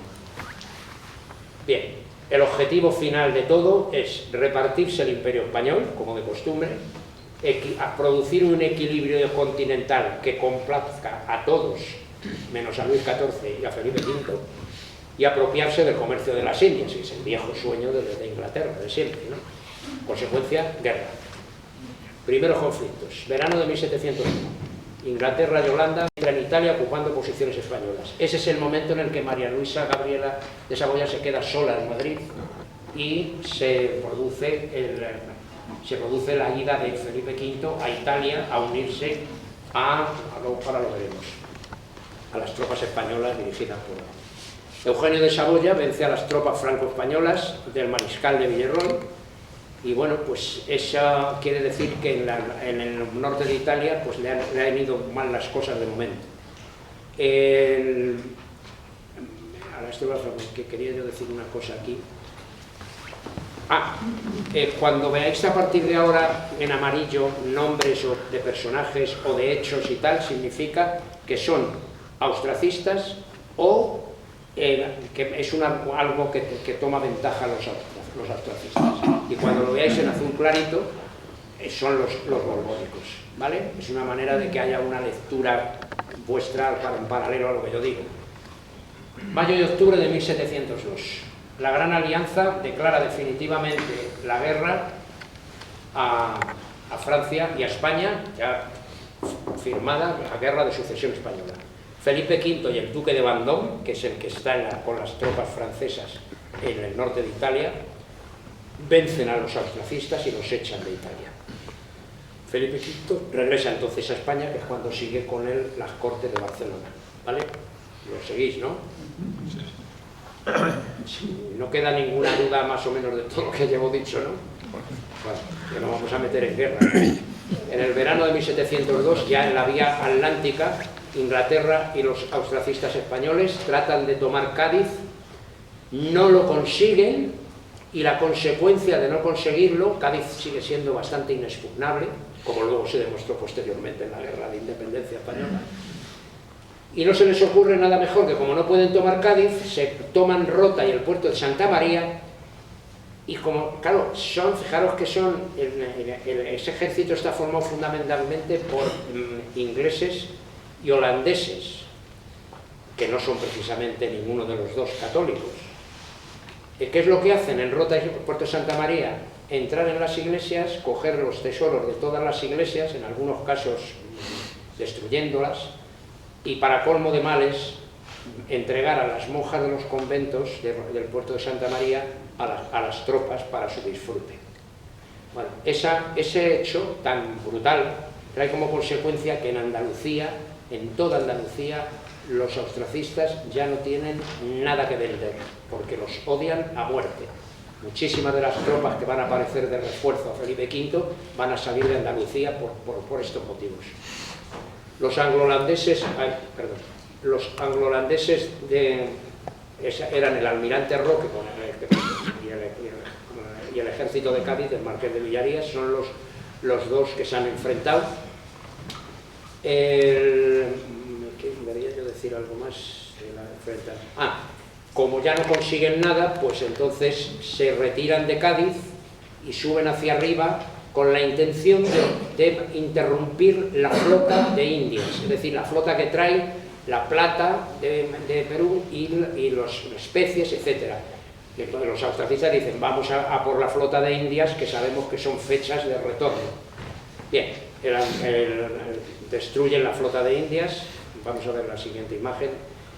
El intento de desembarco y toma de Cádiz se frustra, no hay nada que hacer, y en la ría de Vigas se va a producir una cosa, y es que el almirante Velasco, se llama, que va con la flota de Indias, lo que hace es meterse en el estero que hay en el fondo de la ría de Vigo, mete a sus barcos junto con una serie de barcos de vigilancia, de apoyo franceses que van con ellos, y ponen una cadena en el estrecho de Rande, aquí, unas cadenas y sogas y cosas para impedir la entrada de la flota aliada, que saben que viene a por ellos. Ese estrecho de Rande es donde Mariano Rajoy inauguró el puente hace unos años, ¿os acordáis, no? Bueno, pues ahí en ese momento lo único que había era, pues eso, unas cadenas y cuerdas y cosas para impedir la entrada. Pero finalmente los ingleses llevaban unos barcos de 100 y pico cañones, unos barcos enormes, y uno de ellos atacó lo que habían puesto y lo rompió. Entró la flota aliada y destruyó absolutamente a toda la flota de Indias. Lo que pasa es que el almirante que os decía, Velasco, que no tenía, debía de tener de tonto nada, se había dejado en Vigo, aquí abajo, se había dejado toda la plata y todas las cosas de riqueza, las había primero descargado allí y después se había metido al fondo de la ría, con lo cual no consiguieron absolutamente nada. Lo único que consiguieron fue las especies y tal, y como además destruyeron los barcos, pues fue un ataque absolutamente estúpido. la primera campaña portuguesa. Bueno, esto ya es guerra total. Bueno, a Portugal han llegado, como podéis imaginar, es el sitio ideal, porque es un aliado, para que lleguen tropas austracistas, para que llegue el archiduque Carlos y para que llegue todo por Portugal. Entonces lo que van a lanzar, la idea es lanzar un ejército hacia Ciudad Rodrigo, y lo que lo va a dirigir un militar austracista, Das Minas, que se llama, y otro hacia Badajoz, dirigido por el conde de Schomberg, que es un alemán. Entonces esos dos ejércitos van a intentar hacer una operación de pinza hacia las tropas borbónicas que ya hace meses han salido de Madrid junto con Felipe V hasta Alcántara. En Alcántara se van a concentrar las tropas, se van a dividir en dos, la idea, eso es la propuesta, dividirse en dos. Por la izquierda va a ir el duque de Berwick, que a partir de ahora le oiréis nombrar mucho. El tercer duque de Berwick, uno posterior, fue el que se acabó casando con una duquesa de Alba, por eso Berwick forma parte de los apellidos. Bien, entonces, y luego por la izquierda irá el conde de Tilly, que es me parece que es francés, sí, creo que sí. Bueno, los dos ejércitos se juntarían en Portalegre, tomarían Portalegre, que es una posición portuguesa ya importante, y una vez tomado Portalegre, saltar a Abrantes, que es una cosa fácil para aquella época, y de Abrantes a Lisboa y tomar Lisboa. Bueno, todo eso se rompe porque el conde de Tilly, para asegurar su retaguardia, se tira para abajo, no llega aquí a Portalegre, con lo cual le deja colgado al duque de Berwick aquí en Portalegre y a Felipe V en Alcántara. Consecuencia de ese desastre es que al final se tienen que retirar. Y no solamente se tienen que retirar el ejército y Felipe V, sino que además las dos ideas de los austracistas de tomar Badajoz y Rodrigo se cumplen y las toman. Con lo cual, mal van las cosas. Y por si no iban suficientemente mal, la estrategia aliada final, una vez conseguido eso, es desembarcar, lanzar la escuadra con una gran cantidad de tropas, dar la vuelta, desembarcar en Cataluña para separar Francia de España, una ofensiva al mismo tiempo en Flandes, y Portugal avanzar hacia Madrid, que eso ya lo están haciendo, y el duque de Saboya al sur de Francia. Es decir, en definitiva, coartar absolutamente todo en la zona de Cataluña. Esto, oye, ¿cómo vamos? Bueno, llevamos una hora, pues queda un rato. Yo llevo una hora, sí. Queda un ratito. Bueno, ¿os está gustando? Sí. Bien, la toma de Gibraltar. Esto es una cosa tristísima. El almirante Roque, inglés, con la escuadra aliada, con Darmstadt, nuestro amigo Darmstadt, con anglo-holandeses por tierra, y el duque de Armón con catalanes y aragoneses, atacan Gibraltar, que capitula el 4 de agosto. No voy a extenderme porque tiene tela, todo lo que hay en esa frase, hay una serie de combates y cosas tremendas. Pero ¿no os llama la atención una cosa? Que en la toma de Gibraltar intervinieron catalanes y aragoneses, austracistas. Eso es una cosa, eso lo sabrá Puigdemont. En fin, cosas de la vida que se descubren en los libros de historia. En agosto, la escuadra borbónica hacia Gibraltar, para intentar tomarlo, recuperarlo, se enfrenta a la aliada, se encuentra con los barcos austracistas en Málaga. Es una batalla tremenda, la única batalla importante naval de la guerra. Durante 11 horas, el combate resulta ambiguo, cada uno se va a su sitio, unos a Málaga, otros a Gibraltar, y aquí paz y después gloria. No ha pasado nada trascendente más que destrozos de barcos.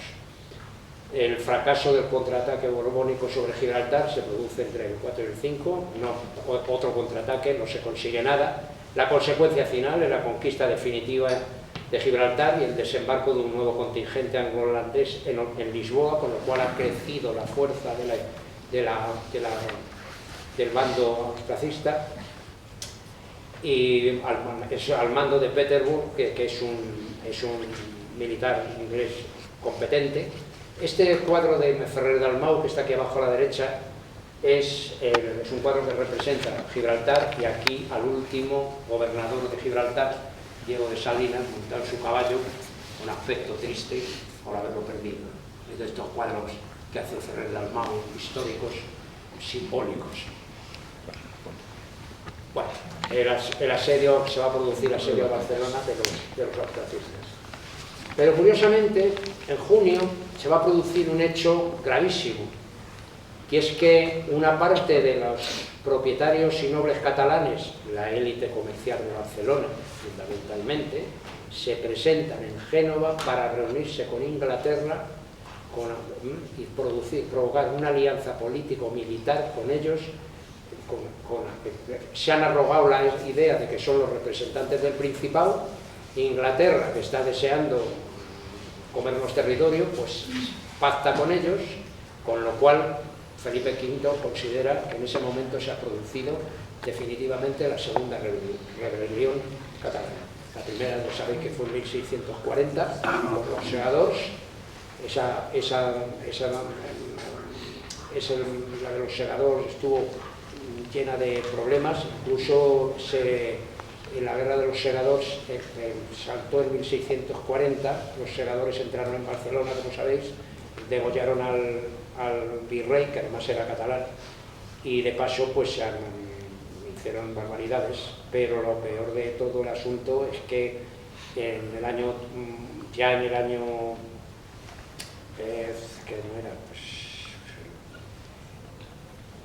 50 o así, el Pou Clarins, que era uno de los dirigentes de la rebelión esta, pues había proclamado la República Catalana. Esa república duró una semana, porque a la semana ya empezaron las cosas a ponerse feas, y finalmente en el 1652 Juan José de Austria, el militar castellano, pues acabó con la rebelión, y ahí terminó todo. Felipe IV, que era el rey en ese momento, perdonó a todo el pueblo catalán la rebelión y no tomó ni una sola represalia. ¿Vale? Así terminó la guerra de los segadors. Felipe V lo considera esto la segunda rebelión. En agosto el archiduque Carlos se proclama rey en Denia. Ese recorrido que estaba haciendo para ir a Barcelona, se para en Denia, se nombra rey, y se produce además al mismo tiempo una revuelta a favor de los austrias de Joan Bautista Basset en la región de Valencia, que se alía y se une al archiduque Carlos.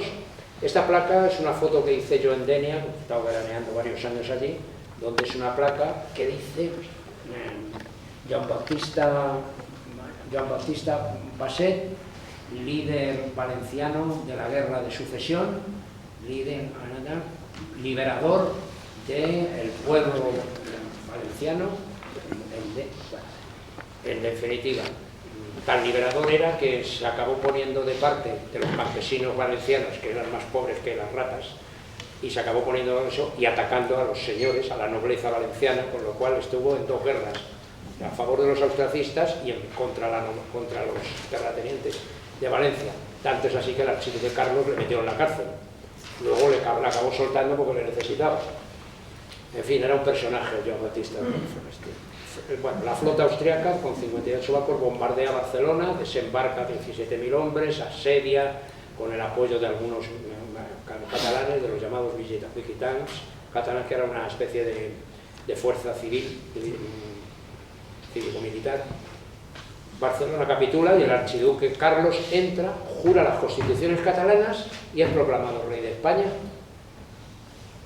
Y no le piden convocar cortes, ni nada de nada. Proclaman, como están en guerra, vale todo. Muy bien, pues nada.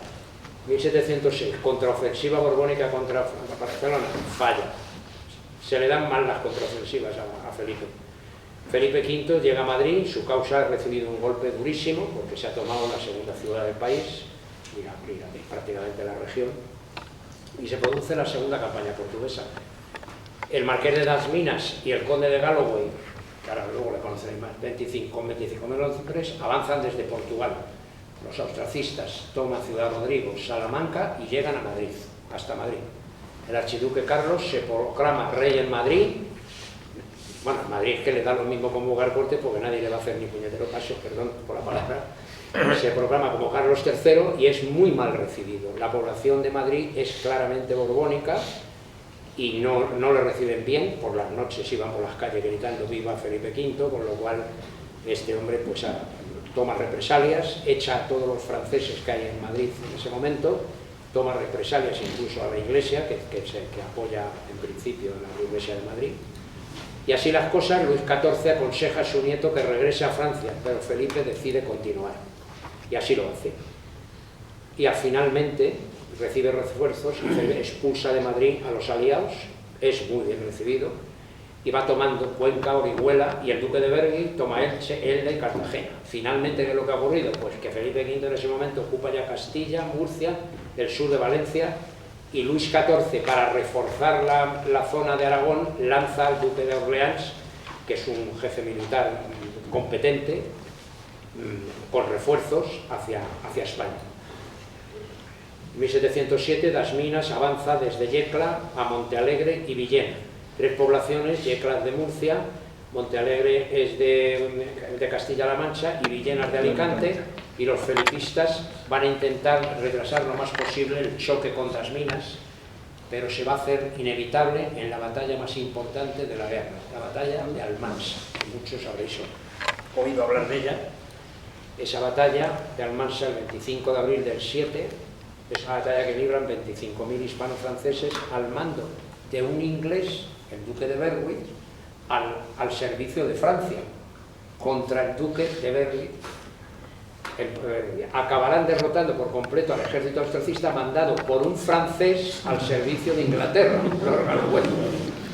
Bueno, esto es como los jugadores de fútbol. Sí, son Messi y Cristiano, está claro. Bueno, pues la batalla de Almansa es una batalla tremenda, catastrófica para el bando austracista, 6.000 muertos, heridos y 100.000 prisioneros, 10.000 prisioneros, 2.500 bajas. Las tropas de Felipe V hicieron prisioneros a 5 tenientes generales, 7 brigadieros, 25 coroneles y numerosos oficiales, 100 estandartes y banderas, y capturan 24 piezas de artillería y 300 carros de munición. Es decir, es un ejército totalmente diezmado. Pues de todas maneras se recuperarán. Os voy a poner 6 minutos la batalla, no es que vayamos, yo suelo durar hora y media las conferencias, o sea que me tenéis paciencia, ¿no?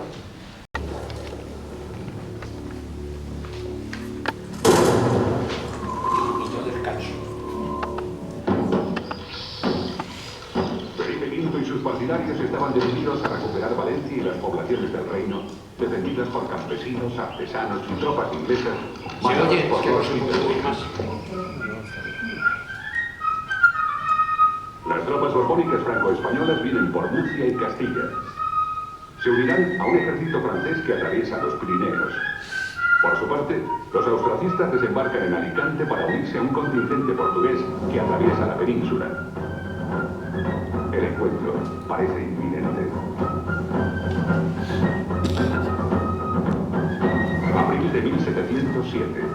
Con la mejora del clima y la aparición de los pastos de primavera, 2 grandes ejércitos se aproximan. Los espías austracistas informan que tropas borbónicas se despliegan en el área de Almansa. Ellos escogen campo. Calculan que son unos 30.000 hombres bien preparados y con buenos caballos. Los 20.000 soldados austracistas retrasan su avance porque Villena se les ha resistido.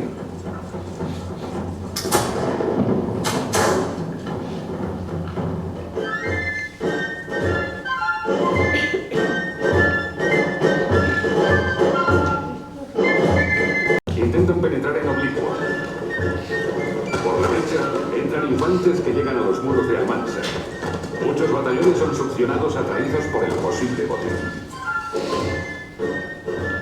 Es entonces cuando el duque de Berwick toma una decisión que cambiará el resultado de la batalla.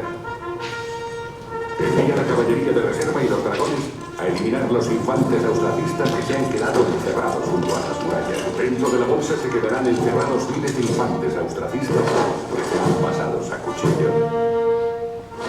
¡Apunten! ¡Fuego! Mientras tanto, ordena avanzar a su mejor infantería con las bayonetas caladas y buscando el cuerpo a cuerpo.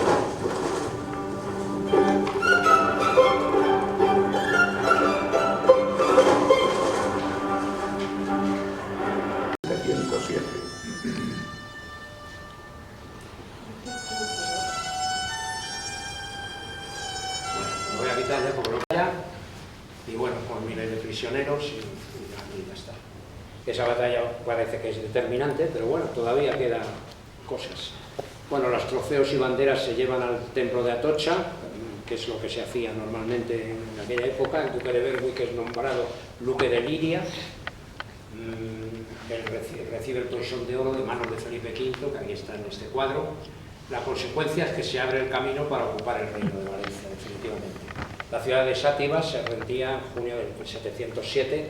Esa fue otra batalla muy importante, es una batalla artillera, porque Sátiva está situada en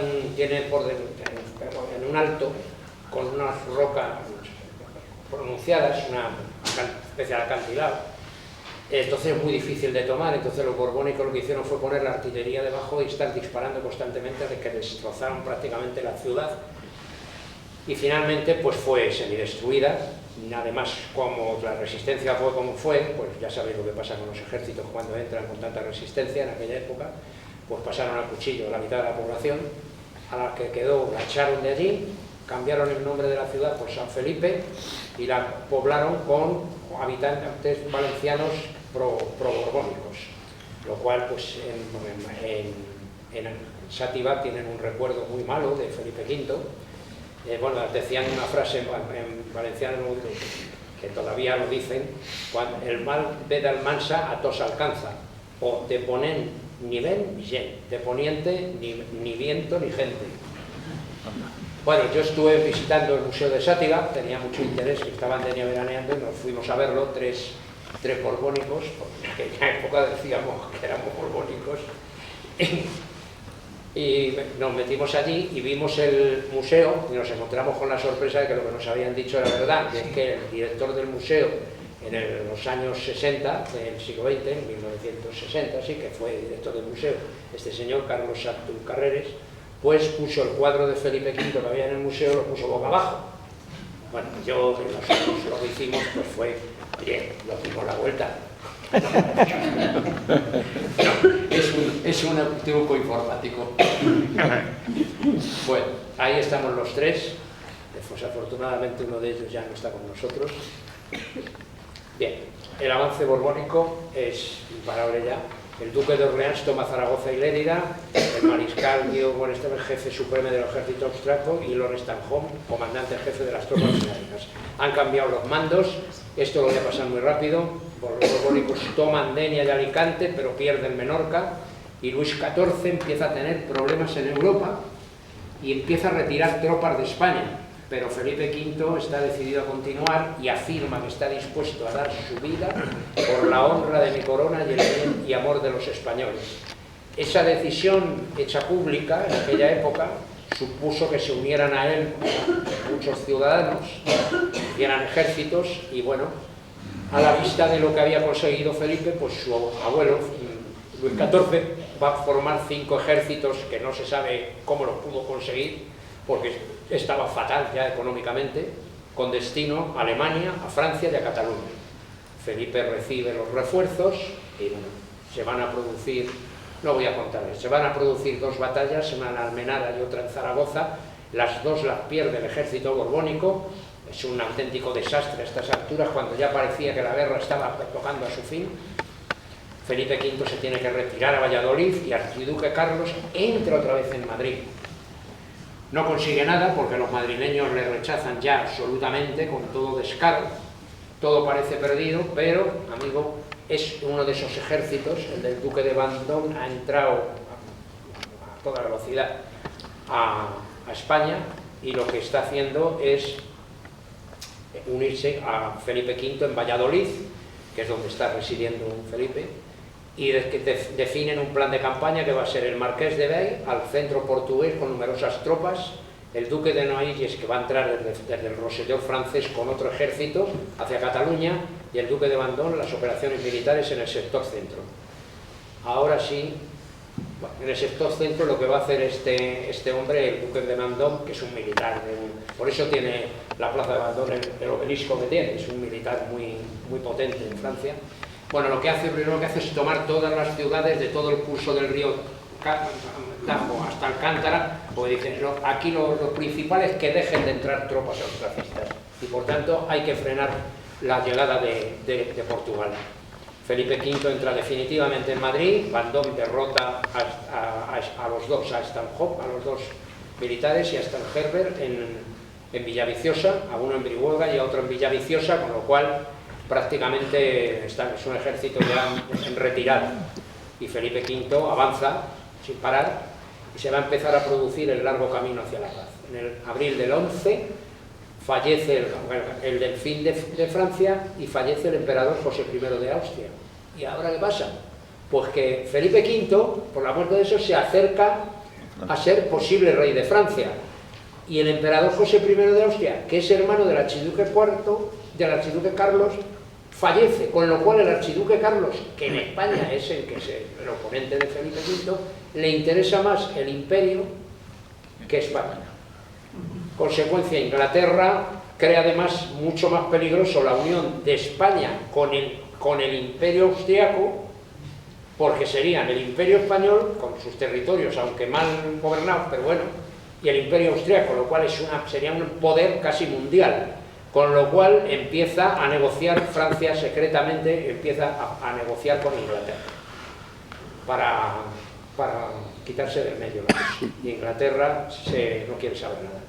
El archiduque Carlos sale de Barcelona el 27 de septiembre, camino de Frankfurt, y ha dejado a los catalanes ahí para ser coronado en 1711, coronado emperador. Y deja a su mujer Isabel Cristina en Cataluña, en Barcelona, como gobernadora y representante suyo en España.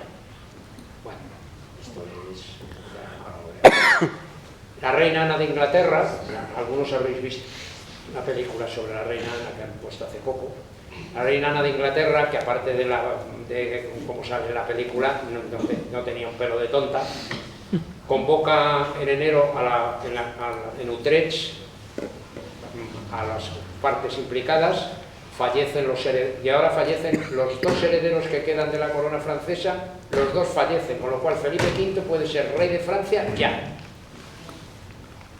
En junio hay un principio de acuerdo, y en julio se produce una batallita en la población de Denain, al norte de Francia, y el general inglés Dormont, ya por consejo de sus autoridades, después de mucho cavilarlo, se queda quieto, no mueve un dedo y deja a los holandeses y al imperio solitos frente al poder del ejército francés, con lo cual son derrotados.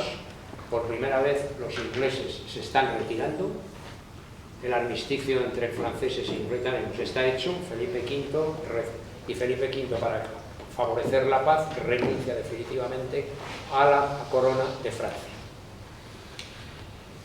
Francia e Inglaterra van a actuar incluso contra Carlos VI, la flota británica bloquea a la emperatriz María Cristina y las tropas imperiales que siguen en Cataluña. No va a consentir ya más Inglaterra. En marzo la emperatriz Isabel Cristina abandona Barcelona y definitivamente Gran Bretaña y Austria van a firmar un acuerdo secreto de evacuación de las tropas de la península, con lo cual se está quedando solo el pueblo catalán. En abril hay un tratado entre Francia, Gran Bretaña, Prusia, Portugal, Savalle y Provincias Unidas que va a convertirse finalmente en el Tratado de Utrecht. Y en julio hay un tratado bilateral entre Gran Bretaña y España, porque como Gran Bretaña siempre es un enemigo nuestro, se firma un tratado bilateral en el que Gran Bretaña recibe Gibraltar y Menorca y algunas ventajas comerciales. Pero bueno, el caso es que perdemos Gibraltar, perdemos Menorca. En resumen, ¿cómo termina? El emperador Carlos VI se queda con los Países Bajos españoles, con Cerdeña, con el Reino de Nápoles y con el Ducado de Milán. el duque de Saboya con la corona de Sicilia, Inglaterra con posesiones valiosas en ultramar, Menorca y Gibraltar, y Felipe V, el reino de Hispania y las posesiones ultramarinas. Pero no se nos olvide que él era el rey de todo el imperio español por decisión testamentaria. Os podéis imaginar a estas alturas de Utrecht, independientemente de haber ganado prácticamente la guerra, los gobernantes de Felipe V y Felipe V, el estado de ánimo que tienen. Os lo podéis ir imaginando, ¿no? Los estados perjudicados son Francia, por un daño económico terrible, y España, por una expoliación por la ambición de fuerzas exteriores e interiores que defienden intereses a corto plazo que no van a conducir a nada. En 1713, Carlos VI, a pesar de todo, el emperador nuevo, el antiguo archiduque de Austria, no renuncia a la corona española, no reconoce a Felipe V y no firma el Tratado de Utrecht. Es un angelito. Por cierto, luego siendo emperador, tiene conflictos militares con todos alrededor del imperio constantemente. O sea, menudo pájaro que era el amigo.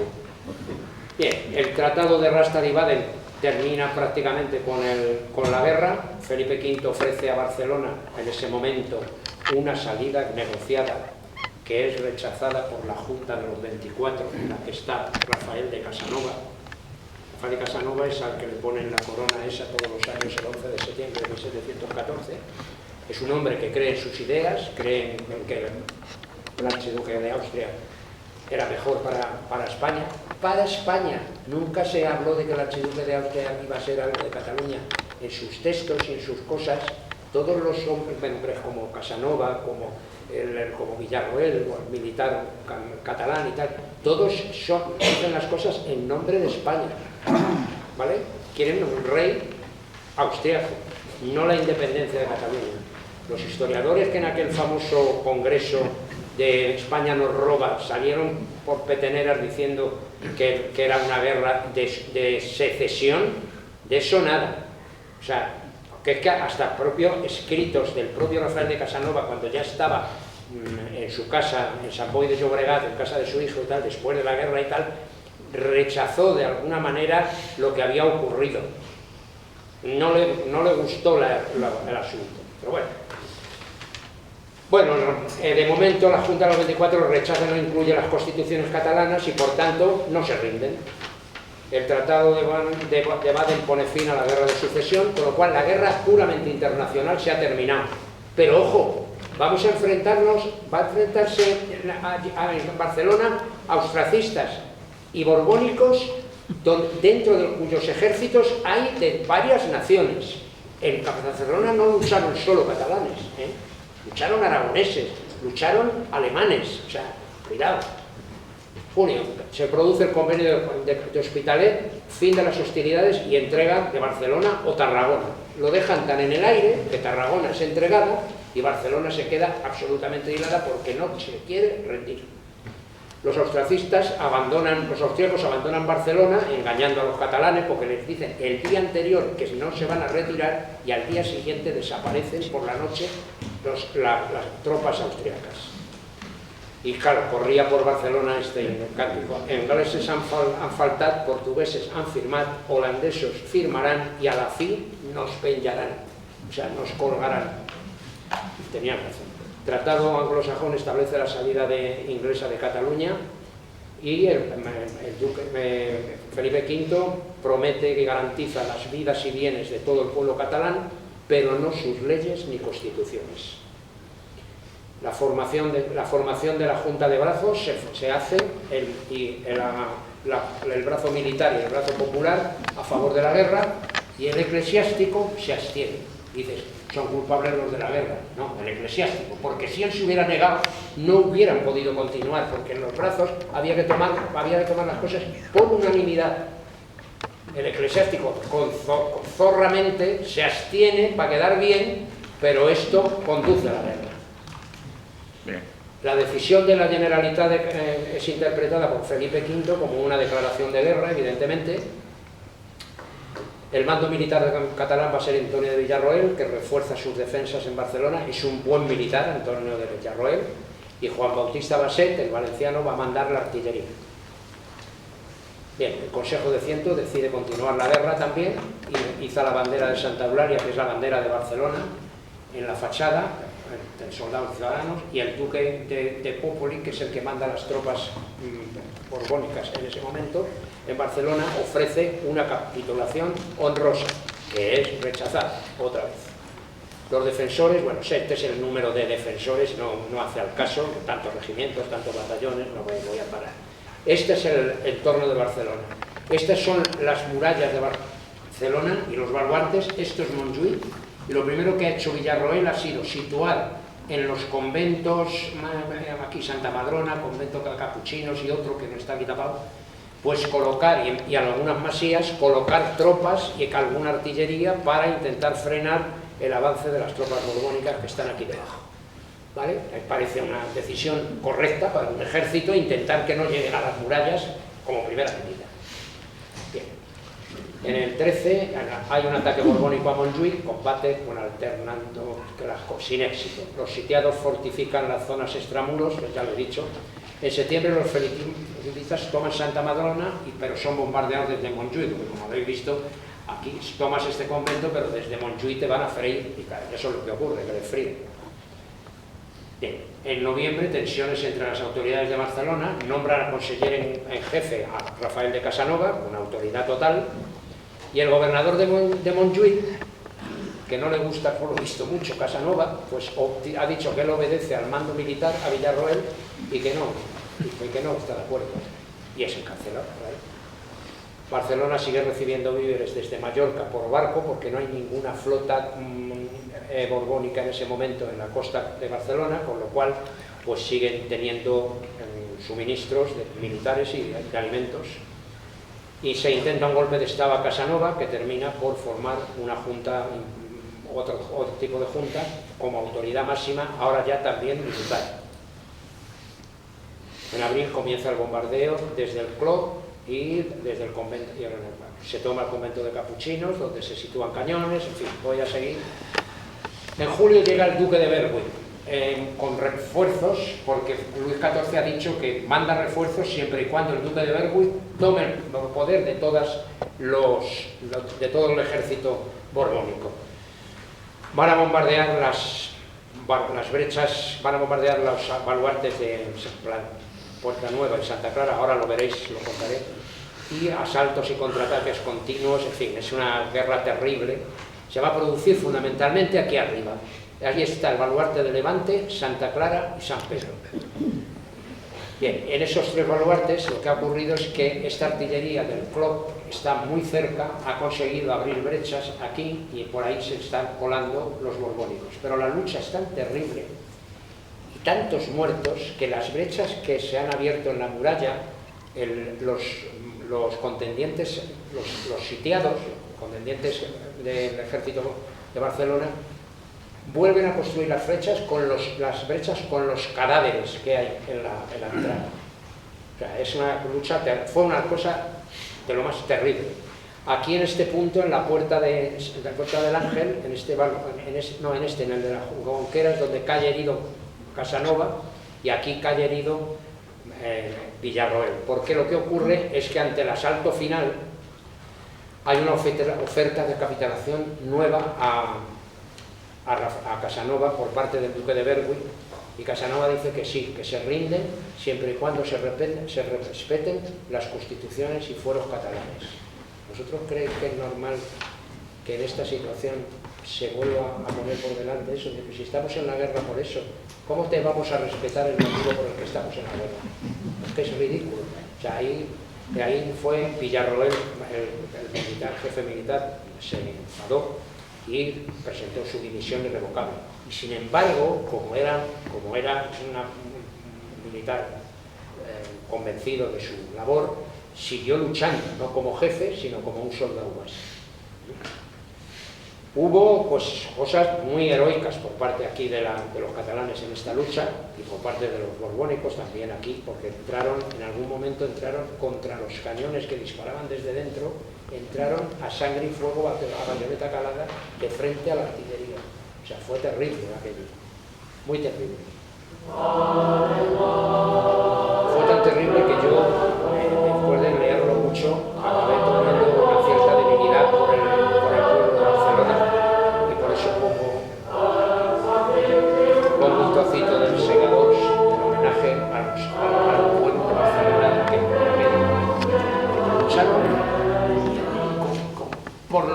defendían, y eso hay que respetarlo siempre, y sobre todo cuando son puro pueblo.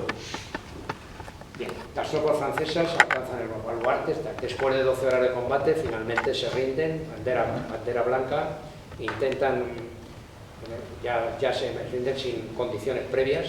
Ese cuadro de Antonio Struch, que es la entrada a Barcelona, tiene aquí a Casanova herido en ese momento, me parece que está en el Museo de Sabadell, es un cuadro impresionante, que el Museo de Sabadell es un museo importante de Cataluña.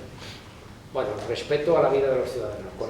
Con una parte de su ejército formado, Berwick lanza un manifiesto, una orden, que impone pena de muerte a cualquier soldado que injurie a los habitantes de la ciudad y viceversa. Bueno, a pesar de este intento de Berwick, se produjeron abusos, se produjeron represión intolerable, y bueno, las cosas son así en las guerras. Aún así, hubo escasas penas de muerte. De hecho, Rafael de Casanova, herido, se le permitió retirarse, se le quitaron todos sus bienes y posesiones, se le permitió retirarse al pueblo de Sant Boi de Llobregat, donde estaba su hijo.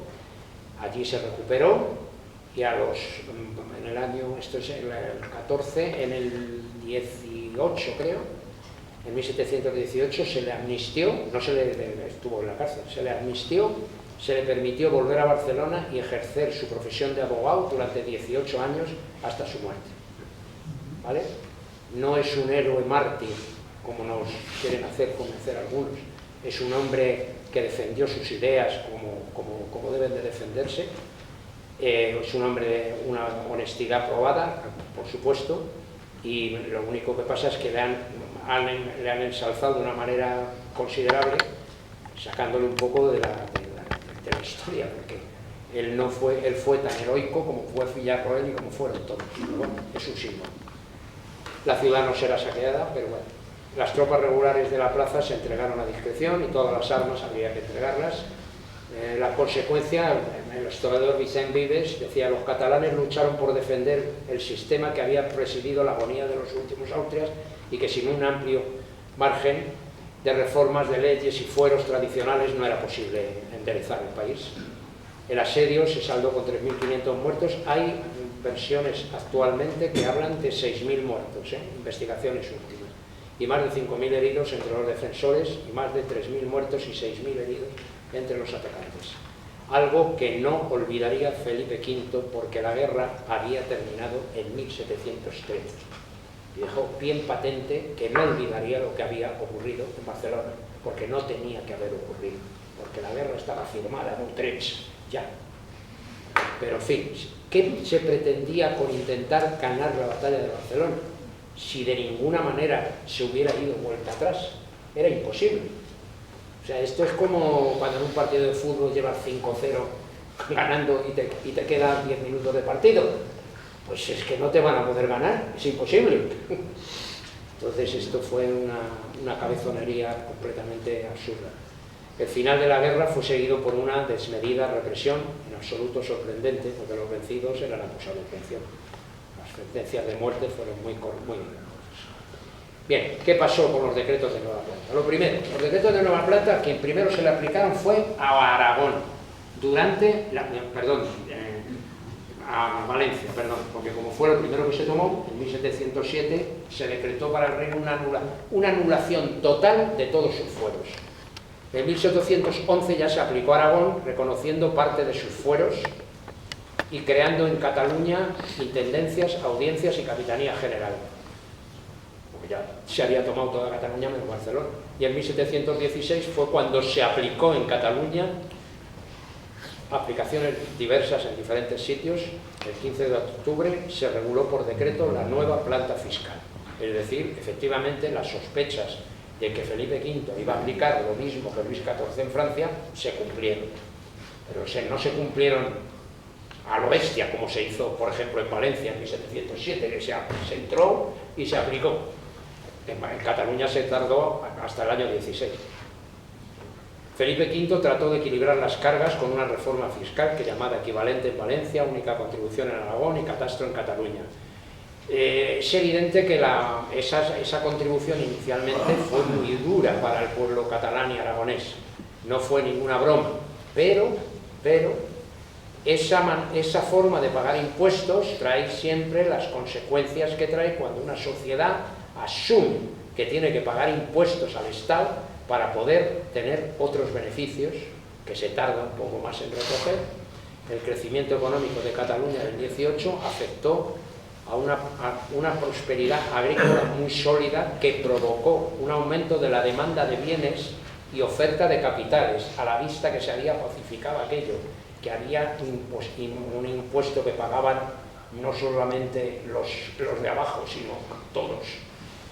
Pues lo que eso hizo fue que se invirtiera en Cataluña, el resto de España invirtiera allí, se había aumentado los bienes de consumo, lo que causó un crecimiento comercial e industrial muy importante, hasta el punto que los historiadores económicos, los historiadores que hablan de economía, comentaban que un símbolo de la mejora económica de una región o de un territorio, de un país, es la población.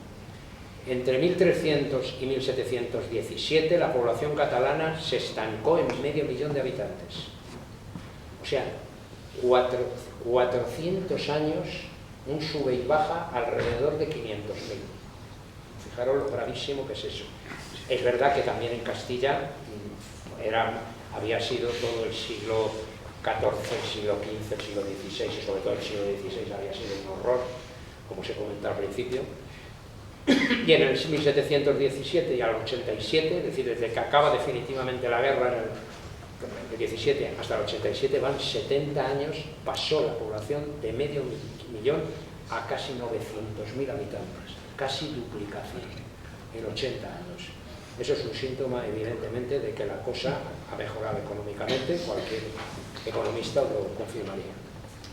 El desarrollo económico catalán, además, lo que afirman los historiadores actuales es que del siglo XIX, ese famoso hombre de negocio de Cataluña, esa famosa industria, la pequeña revolución industrial que se produjo en España en el XIX, fundamentalmente fue en Cataluña y el País Vasco, todos lo sabemos, pues fue consecuencia claramente del siglo XVIII, porque había gente preparada, gracias a los decretos de Nueva Planta, había gente preparada y en vanguardia de la Ilustración primero y la Revolución Industrial después.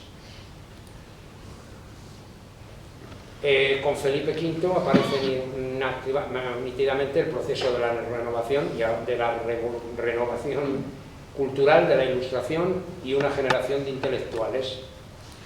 Para que os deis una idea, bueno, todo ello empezaba con los tertulias y foros ilustrados que provocaba la propia monarquía. Las cosas que se hicieron: Real Academia de la Lengua, 1713, Real Academia de Historia, el 38, Real Academia Médica Matritense, 34, Academia de Bellas Artes, ya entre el 44 al 52, dentro de la segunda parte del reinado, Real Academia de Matemáticas de Barcelona, en el 20, Escuadra de Guardamarinas de Cádiz, en el 17, Universidad de Cervera, en el 18, Seminario de Nobles de Madrid, en el 25, Real Biblioteca Pública, que luego sería más adelante la Biblioteca Nacional, reconstrucción del Teatro de Caños del Peral, que estaba en la Plaza de la Ópera, restauración del Palacio de Aranjuez, que se había dejado de la mano de Dios, el Palacio Real de Madrid, que se había incendiado. Se empezaron las obras, que no las disfrutó hasta Carlos III, pero se iniciaron con Felipe V. El Palacio Real de la Granja, que lo inició Isabel de Farnesio, el Palacio Real de Río Frío, Isabel de Farnesio, Fábrica de Paños de Guadalajara, Fábrica de Tapices de Santa Bárbara, Fábrica de Vidrios y Cristales de la Granja, Centro Industrial de Nuevo Bazán, también de cristales, Compañía Guipuzcoana de Caracas y Compañía de La Habana. ¿No os parece que había empezado la Ilustración con él? Parece que sí, ¿no? Las conclusiones son muy fáciles. Los partidarios de los Austrias trataron de lograr la continuación de los Austrias sin ellos, o los Borbones, y provocaron una guerra. Al llegar a España, Felipe V convocó cortes en Barcelona, juró constituciones, privilegios, etc. Lo que empezó como un conflicto dinástico se cargó de otros aspectos, pero nunca se advirtió intención alguna de Aragón por desligarse de Castilla. Nunca, y de hecho hay incluso textos que lo afirman, donde se dice claramente: Villarroel, arengando a las tropas en Barcelona, acaba diciendo: y todo ello por el bien de nuestra nación y por el bien de toda España. Así de clarito termina el discurso de Villarroel. En la paz de Utrecht, Inglaterra fue la gran beneficiada, sin duda. Francia sufrió un empobrecimiento y España perdió demasiados territorios. En el 13-14, Inglaterra y Austria abandonaron a su suerte a Cataluña y el archiduque Carlos estaba más interesado en la corona imperial que en una guerra que tenía perdida. El heroísmo de Barcelona en el 14 admiró al mundo, pero no benefició a la causa de los que querían conservar las estructuras anteriores. Y el resultado final lo leéis vosotros. Pues, muchas gracias.